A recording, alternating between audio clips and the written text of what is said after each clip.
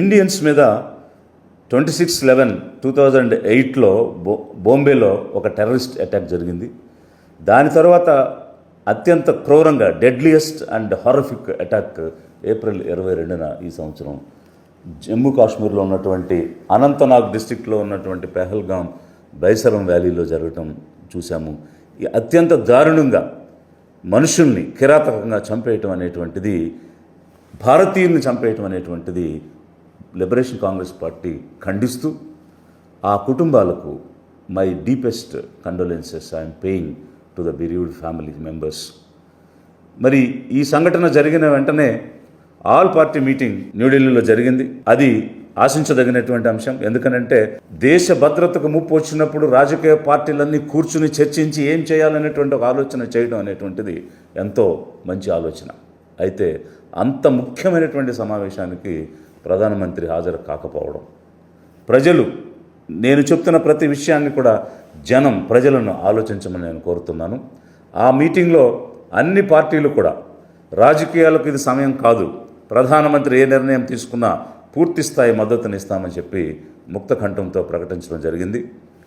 Liberation Congress party మాకు ఎమ్మెల్యేలు ఎంపీలు లేకపోయినా కూడా ఒక రాజకీయ పార్టీగా, ప్రజలకు అండదండగా ఉండాల్సి పార్టీగా, ప్రజల కోసం పనిచేసేటువంటి పార్టీగా ప్రధాని ఏ నిర్ణయం తీసుకుని ముందుకు వెళ్ళినా, ఉగ్రవాదాన్ని మట్టు పెట్టడానికి, తుడిచిపెట్టడానికి ఏ అడుగు వేసినా కూడా పూర్తి స్థాయి మద్దతునిస్తాం, ప్రధాని వెంట ఉంటామని లిబరేషన్ కాంగ్రెస్ పార్టీ ప్రకటన చేస్తూ ఉన్నది. మరి ఈ అటాక్ ఎక్కడ జరిగింది? కాశ్మీర్లో జరిగింది. కాశ్మీర్ అనేటువంటిది ఒక సుందరమైనటువంటి ప్రదేశం. ఇండియాలో ఉన్నటువంటి యూరోప్, కాశ్మీర్లో ఉన్నటువంటి ఈ బైసరన్ వ్యాలీ పెహల్గాం ఒక స్విట్జర్లాండ్ లాగా ఉంటుంది. దానికి మినీ స్విట్జర్లాండ్ అనేటువంటి పేరు కూడా ఉంది. నేను వ్యక్తిగతంగా కాశ్మీర్ వెళ్ళాను. ఐఏఎస్ ట్రైనింగ్లో భాగంగా, భారత్ దర్శన్లో భాగంగా కాశ్మీర్కి వెళ్ళినప్పుడు మేము తిరిగినటువంటి ప్రదేశాలకు మాకు ఎస్కాట్ ఉన్నది, పైలట్స్ ఉన్నారు, పూర్తి స్థాయి భద్రతతో తిరిగాం. కానీ వ్యక్తిగత హోదాలో కూడా ఫ్యామిలీతో కాశ్మీర్కి వెళ్ళడం జరిగింది. లే కానీ, లడఖ్లో ఉన్నటువంటి పాంగాంగ్సో లేక్ కానీ, నుబ్రా వ్యాలీ కానీ, గొంపాస్ బుద్ధిస్ట్ మానిస్టరీస్ కానీ, గుల్మార్గ్ కానీ, సోన్మార్గ్ కానీ, పెహల్గాం కానీ, దాల్ లేక్ కానీ, ఇవన్నీ కూడా ఎంతో సుందరమైనటువంటి ప్రదేశాలు. అయితే నేను వ్యక్తిగత హోదాలో వెళ్ళినప్పుడు, నా ఫ్యామిలీతో వెళ్ళినప్పుడు కూడా నేను చూశాను, ప్రతి వ్యాంటేజ్ పాయింట్లో సెక్యూరిటీ ఫోర్సెస్ ఉండడం, పోలీస్ పికెట్స్ ఉండడం, ఎక్కడెక్కడ అయితే టూరిస్టులు ఎక్కువ మంది వస్తారో చూస్తారో అక్కడ అందుబాటులో సెక్యూరిటీ ఫోర్స్ ఉండడం నేను కళ్ళారా చూశాను. కానీ ఈరోజు M4 కార్బైన్స్తో, AK-47 గన్స్తో నిర్భేద్యంగా యథేచ్ఛగా వచ్చి మనుషులు నిలబెట్టి పేర్లు అడిగి ప్యాంట్లు ఓడదీయించి మీరెవరు, మీరు కలిమ రిసైడ్ చేయండి, వరుస చెప్పండి అని అడిగి మరీ చంపే అంత సమయం అక్కడ ఉండి, గంటకు పైగా టెర్రరిస్టులు అక్కడ ఉండి ఒక్కొక్కరిని ఇంటరాగేట్ చేసినట్టు, డిసెక్షన్ చేసినట్టు మాట్లాడి చంపే అంత సమయం అక్కడ జరుగుతూ ఉంటే పోలీస్ పికెట్స్ ఏమైంది, సెక్యూరిటీ ఫోర్స్ ఏమైంది, where is QRT, quick response team ఎక్కడికి పోయింది? ఒక సెక్షన్ కూడా, ఒక వ్యాంటేజ్ పాయింట్లో వేల మంది టూరిస్టులు గుమ్ముకూడే దగ్గర కనీసం ఒక సెక్షన్ సెక్యూరిటీ ఫోర్స్ కూడా లేకుండా ఉన్నది అని అంటే ఎవరిది బాధ్యత, ఎవరిది accountability? Whose responsibility is this, whose accountability is this? ఇలా భారతీయుల్ని చంపేస్తూ ఉంటే ఎవరిది బాధ్యత ఇది? ఎవరు బాధ్యత తీసుకోవాలి? జనాన్ని ఆలోచించమని నేను కోరుతున్నాను. ప్రివెంటివ్ యాక్షన్ లేదు, ప్యూనిటివ్ యాక్షన్ లేదు. అంటే ఇలాంటి చర్యలు జరగకుండా ప్రివెంటివ్గా చర్యలు తీసుకునేటువంటి ఒక ఇంటెలిజెన్స్ ద్వారా తీసుకోవాల్సిన చర్యలు ఏమైపోయాయి? అటాక్ జరిగిన తర్వాత తీసుకోవాల్సిన చర్యలు ఏమైపోయాయి? ఆ నలుగురు ఎవరు? వాళ్ళని ఐడెంటిఫై చేశారా? వాళ్ళని మట్టుబట్టారా? ఎక్కడున్నారనేది కనిపెట్టారా? 26/11 జరిగింది, 3 రోజుల్లో చర్యలు చూసాం, వారం గడిచింది, ఇంతవరకు ఏం చర్యలు లేవు. ఎవరిది బాధ్యత? Who is responsible, who is accountable? మనమందరం కూడా ఆలోచించాల్సినటువంటి సమయం. ఇలా భారతీయులను చంపుకుంటూ పోతే గుడ్లు అప్పగించుకుని చూస్తూ ఉంటామా? వారు కాల్పులు జరిపినంతసేపు అడ్డుకోవడానికి ఏ రకమైనటువంటి ప్రయత్నము ప్రభుత్వ పరంగా, సెక్యూరిటీ పరంగా జరగలేదు. కేవలం ఒక సయ్యద్ హుస్సేన్ ఆలీ షా, అక్కడ గుర్రాన్ని నడుపుకుంటున్నటువంటి వ్యక్తి పోరాడాడు.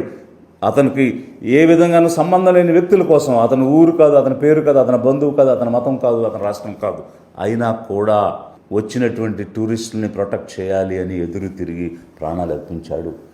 అలా కనీసం సయ్యద్ అలీకి ఉన్నటువంటి బాధ్యత కూడా ప్రభుత్వానికి లేదా? మెడికల్ ఎయిడ్ లేక సమయానికి మెడికల్ ఎయిడ్ అందక కూడా జనం చనిపోయారు.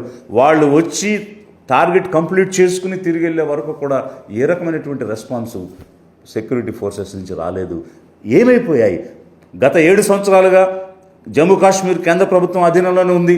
ఇప్పుడు యూనియన్ టెరిటరీగా ఒక ఎన్నిక జరిగినా కూడా ఆ ముఖ్యమంత్రి దగ్గర సెక్యూరిటీ కానీ లా అండ్ ఆర్డర్ కానీ ఆ సబ్జెక్ట్స్ లేకుండా కేవలం ఒక లెఫ్టినెంట్ గవర్నరే సెక్యూరిటీ రివ్యూ అనేటువంటిది చేస్తున్న పరిస్థితిలో మరి ఎవరు బాధ్యత తీసుకోవాలి అనేటువంటిది ఒకవైపు అయితే, మరి 26/11 జరిగినప్పుడు అప్పుడున్నటువంటి home minister Shivraj Patil resign చేశారు. Chief minister Vilasrao Deshmukh Maharashtra chief minister resign చేశారు. Maharashtra home minister RR Patil resign చేశారు. ఎందువల్ల?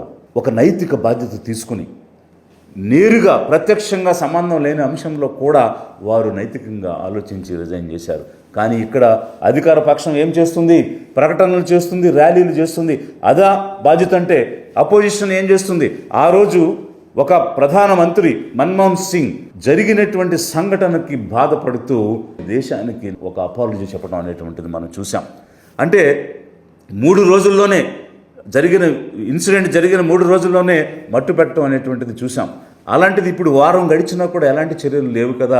అధికార పక్షమేమో ర్యాలీలు చేసుకుంటూ ఉంది, ప్రతిపక్షమేమో క్యాండిల్స్ వెలిగించుకుంటూ ఉంది.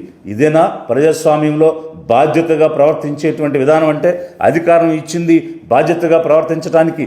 ఒక పొలిటికల్ అకౌంటబిలిటీ లేదు, ఒక అడ్మినిస్ట్రేటివ్ అకౌంటబిలిటీ లేదు, కనీసం మోరల్ అకౌంటబిలిటీ కూడా ఉండదా? నైతిక బాధ్యత కూడా ఉండదా? నైతిక బాధ్యతతోనే కదా ఆనాడు home minister, chief minister, state home minister అందరూ కూడా రిజైన్ చేశారు. ఈరోజు ఇప్పుడున్నటువంటి హోమ్ మినిస్టర్ ఎందుకు నైతిక బాధ్యత తీసుకోలేదు? తీసుకుని మేము ప్రజల ఎడల బాధ్యత కలిగి ఉన్నాము, ప్రజల కోసం నిలబడతాం, ప్రజలను రక్షిస్తాం, మేము ఒక వాచ్ డాగ్గా పనిచేస్తామని చెప్పిన వారు కనీసం పొలిటికల్ అడ్మినిస్ట్రేటివ్ అకౌంటబిలిటీ తీసుకోకపోయినా నైతిక బాధ్యత తీసుకునైనా వారు రాజీనామా చేయాల్సిన అవసరం ఉందా లేదా ప్రజలను ఆలోచించమని నేను కోరుతున్నాను.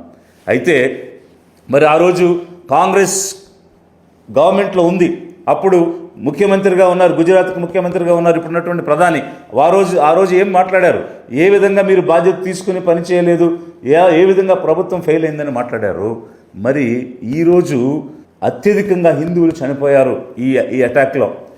అటాక్ అనేది భారతీయుల మీద జరిగిన వాళ్ళు ప్యాంట్లు ఊడదీయించి పేరు అడిగి కావలసినంత సమయాన్ని తీసుకుని చంపడం అనేది ఒకవైపు అయితే 24 మంది హిందువులు, ఒక ముస్లిం, ఒక క్రిస్టియన్ను పక్కన పెడితే, మరి హిందువుల యొక్క ప్రాణాలకు విలువ అన్నది కాంగ్రెస్ ప్రభుత్వంలో ఉన్నప్పుడే ఉంటుందా?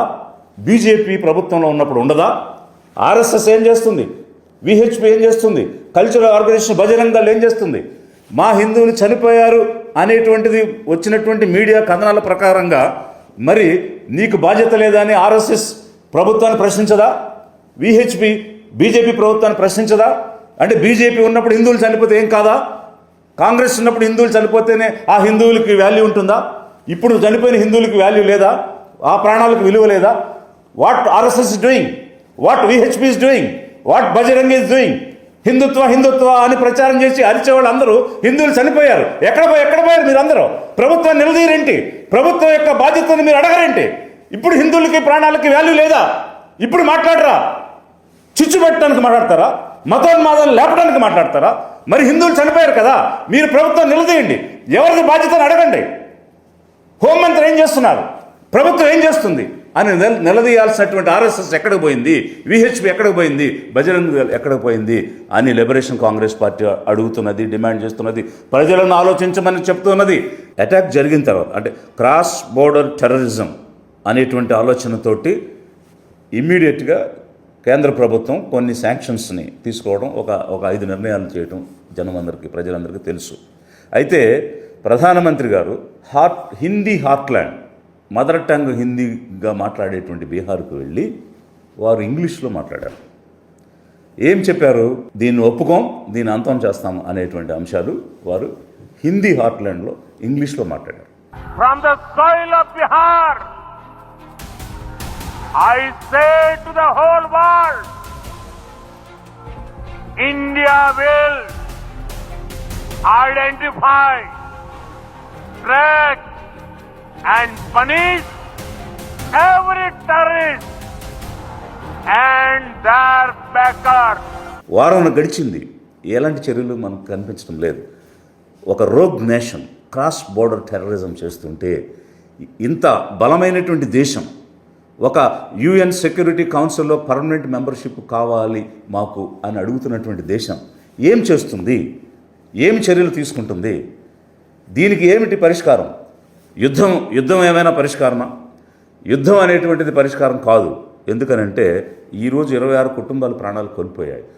ఇంత హై పాపులేషన్ ఉన్నటువంటి కంట్రీ, 140 కోట్ల పాపులేషన్ ఉన్నటువంటి కంట్రీ యుద్ధానికి దిగితే ఎక్కడ ఏ చిన్న ఇన్సిడెంట్ జరిగినా వందల్లో, వేలలో, లక్షల్లో జనాల్ని కోల్పోయేటువంటి పరిస్థితి ఉంటుంది. మరి ఏమిటి పరిష్కారం? ఏ చర్యలు ఎందుకు తీసుకోవడం లేదు కేంద్ర ప్రభుత్వం? ఈరోజు మేము మీడియాలో చూసాం, ఎక్కడికి వెళ్ళినా ఆ దేశ అధ్యక్షులను, ప్రధానులను ఆలింగనం చేసుకోవడం, ఎంతో కార్డియల్ రిలేషన్ మన దేశానికి ఉన్నట్టుగా ప్రధానమంత్రి చూపించడం చూసాము. మరి అమెరికా దగ్గర నుంచి ఇజ్రాయెల్ మీదుగా నేపాల్ వరకు ప్రతి దేశంతోనూ ఎంతో సన్నిహిత సత్సంబంధాలు, కార్డియల్ రిలేషన్స్ ఉన్నప్పుడు ఈ కార్డియల్ రిలేషన్స్, ఈ హగ్గింగ్ యాటిట్యూడ్ ఏదైతే ప్రతి ఒక్కరిని హగ్గు చేసుకున్నామో దానిని దేశ భద్రత కోసం, దేశ సమగ్రత కోసం, దేశాన్ని రక్షించడం కోసం ఉపయోగించుకోవద్దా? ఈరోజు పాకిస్తాన్ క్రాస్ బోర్డర్ టెర్రరిజం చేసింది అనేటువంటి భావన ఈ భారతదేశ ప్రజలందరిలోనూ ఉంది. ప్రభుత్వం దాని మీద ప్రకటన చేస్తూ ఉంది. ఒకప్పుడు రష్యా ఒక పవర్గా, అమెరికా ఒక పవర్గా ఉన్నప్పుడు, మన జవహర్లాల్ నెహ్రూ గారు ప్రైమ్ మినిస్టర్గా ఉన్నప్పుడు రష్యా వైపు ఉండటం అనేటువంటిది జరిగిన సమయంలో చిన్న దేశం అనేటువంటి పాకిస్తాన్కి అండ కావాలి కాబట్టి అమెరికా వైపు వెళ్ళడం, అమెరికాకు కూడా సౌత్ ఏషియాలో ఒక స్థావరం కావాలి కాబట్టి ఒక స్ట్రాటజిక్ లొకేషన్ కోసం పాకిస్తాన్తో కలిసి వారు అక్కడ ఒక బేస్ ఏర్పాటు చేసుకోవడం జరిగింది. కానీ తర్వాత కాలక్రమంలో ఇందిరాగాంధీ గారు ప్రధానమంత్రి అయినప్పుడు నాన్ అలైన్మెంట్ మూమెంట్ అనేటువంటి తీసుకుని మేము ఆ పక్క కాదు, ఈ పక్క కాదు, మేము తటస్థలం అనేటువంటి ఒక NAM అనేటువంటి ఒక మూమెంట్ తీసుకొని వచ్చారు. కోల్డ్ వార్ ఎండ్ అయింది. తర్వాత అమెరికాతో సంబంధాలు పెరిగాయి. మరి ఈరోజు అమెరికాతో సంబంధాలు పెరిగినటువంటి సమయంలో ఆ సత్సంబంధాలను వాడుకుని ఉగ్రవాదాన్ని మట్టు పెట్టాల్సిన అవసరం లేదా? పాకిస్తాను షెల్టర్ ఇస్తుంది, లష్కర్ తోయిబా లాంటి ఉగ్రవాద సంస్థలకు షెల్టర్ ఇచ్చింది, ఈ TRF కూడా దానికి సంబంధించిందే అని అనుకుంటున్నటువంటి సమయంలో మనకున్నటువంటి రిలేషన్స్ను వాడి పాకిస్తాను చేస్తున్నటువంటి ఈ టెర్రరిజాన్ని కానీ, ఇస్తున్నటువంటి షెల్టర్ను కానీ ఆపి ఉగ్రవాదాన్ని మట్టుబెట్టాల్సిన అవసరం లేదా? ఆ దిశగా ఎందుకు కేంద్ర ప్రభుత్వం అడుగులు వేయడం లేదు? ఇంటర్నేషనల్గా పాకిస్తాన్ మీద ఒత్తిడి తీసుకొని వచ్చి పూర్తి స్థాయిలో దీన్ని నిలుపుదల చేయడానికి ఎందుకు ప్రయత్నం చేయడం లేదు? దేశ విదేశాల మద్దతు తీసుకుని సింగిల్ అవుట్ చేసి టెర్రరిజం ఆపాల్సిన అవసరం ఉందా లేదా? జనాన్ని ఆలోచించమని ప్రభుత్వాన్ని ఆ దిశగా అడుగులు వేసి యుద్ధం శరణం కాదు, సామరస్య వాతావరణంలో ఈ టెర్రరిజంని మట్టు పెట్టాల్సినటువంటి చర్యలు తీసుకోవడం దీనికి పరిష్కారం లిబరేషన్ కాంగ్రెస్ పార్టీ కేంద్ర ప్రభుత్వాన్ని కోరుతుంది, ప్రజలకు విజ్ఞప్తి చేస్తుంది.